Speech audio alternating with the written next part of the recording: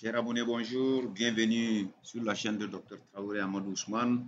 Cette petite vidéo juste de conseils et également de recommandations pour que les éleveurs évitent de perdre en tout cas des centaines d'animaux chaque année euh, dans les pays sahéliens pendant la période de disette alimentaire.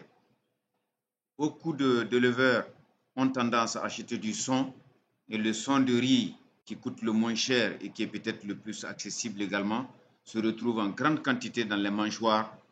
Et j'ai pu vous dire que les bouviers, les bergers ne se gênent pas du tout de remplir les mangeoires de cet aliment extrêmement rapidement fermentescible et c'est ce qui entraîne tout simplement les météorisations. Malheureusement, lorsque le remède contre l'accumulation excessive de gaz n'est pas mis en place, l'animal finit tout simplement, en tout cas par perdre ses moyens, parce que vous avez la panse qui est remplie de gaz, donc sur le flanc gauche, qui est bombé tel un ballon, en tout cas de football, fortement gonflé, et cette pression va agir sur le diaphragme, et finalement la respiration deviendra de plus en plus difficile.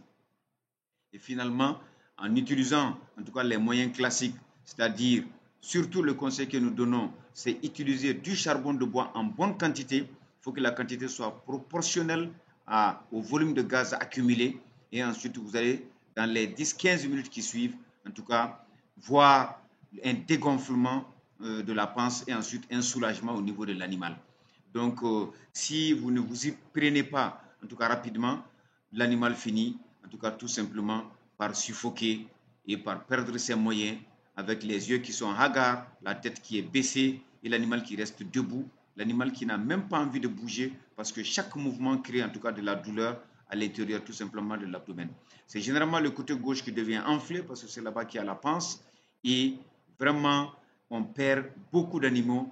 Or, rien qu'avec le bon charbon de bois que vous pilez en poudreuse, vous le mettez dans une bouteille, la moitié, les 2 tiers de bouteille, vous rajoutez un peu d'eau, l'essentiel c'est que le charbon passe dans la panse, tout de suite vous allez avoir une résorption, une absorption ou un captage du gaz.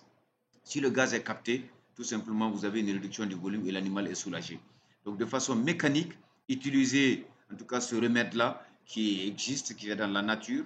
Nous l'avons utilisé en tout cas maintes fois, nous l'avons utilisé sur, je peux dire même des centaines et des centaines d'animaux que nous avions sauvés, que ce soit les vaches, les moutons, les chèvres. Donc, vraiment, chers abonnés, encore une fois de plus, donc juste, voilà, un petit remède pour un mal qui, malheureusement, comme je le dis, est généralement mortel si on n'intervient pas très tôt. La prévention vaut mieux toujours que courir derrière ces choses-là. Évitez toujours de donner du son en excès, fractionnel et concentré.